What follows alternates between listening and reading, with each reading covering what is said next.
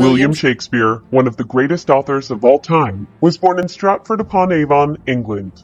His actual birth date is uncertain, but most scholars believe he was born on or near April 23, 1564. We think he may have been educated in the King's School at Stratford because that would have been typical for a child with a father who was an alderman. What we do know is that he didn't go to university. We have a marriage record for Shakespeare to Anne Hathaway in 1585. We also have baptism records for a daughter and a set of twins. And we also know that his son, Hamlet, one of the twins, died. Shakespeare moved to London in the late 1580s. By the early 1590s, we know he's writing, and we know that he's acting. By 1597, Shakespeare had authored 15 of the 37 plays attributed to him, including Romeo and Juliet, Comedy of Errors, and The Merry Wives of Windsor. People think of William Shakespeare as an artist, a playwright. He was a pretty good businessman. In 1599, he built the largest open-air amphitheatre in London, the Globe Theatre. He was an entrepreneur. He knew his market. He knew how to cater to that market. He made shrewd real estate investments. Shakespeare's company, the Lord Chamberlain's Men, changed its name to the King's Men when King James became its patron in 1603. This was a mark of exceptional prestige. The different types of Shakespeare plays, they're separated into histories, comedies, tragedies, and then later on tragicomedies. Shakespeare's phrases, the ways he used words, are so common that people often get mixed up and can't remember if they came from the Bible or from Shakespeare. My grandmother used to say, when something bad happened, that these were the slings and arrows of everyday life. She was not an educated woman, and she didn't go to Shakespeare plays. She didn't get that one from the Bible. What scholars call Shakespeare's middle period, from 1595 to 1605, included such classic comedies as Midsummer Night's Dream, As You Like It, Twelfth Night, and Much Ado About Nothing. He also produced Hamlet, Othello, and Macbeth during this period. Right at the cusp, where Shakespeare begins to write Lear, it tips into what we could call the later Shakespeare.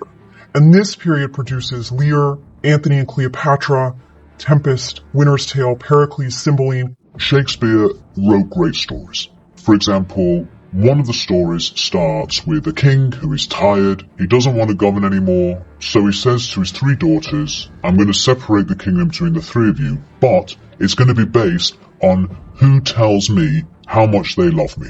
However much you love me, that's how much of the kingdom you're going to get. Now that's going to make me sit up. I mean, what a way to start a story. And that's King Lear.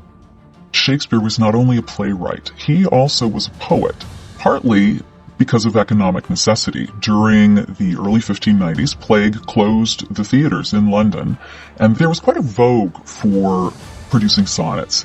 Shakespeare wrote 154 sonnets, in addition to several narrative poems.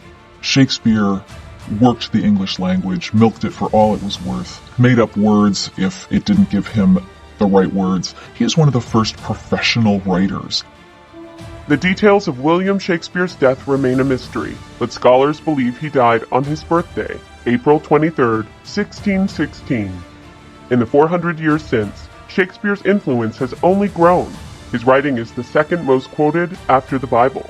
He has been credited with introducing almost 3,000 words to the English language, and a Google search on Shakespeare returns more than 140 million results.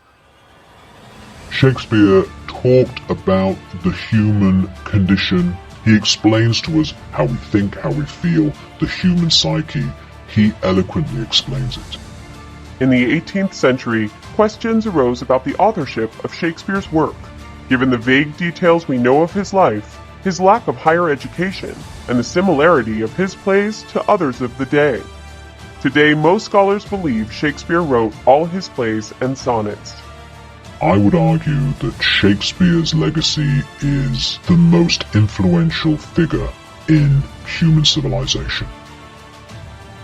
This is my video and copy paste podcast and editing. This is my text and editing.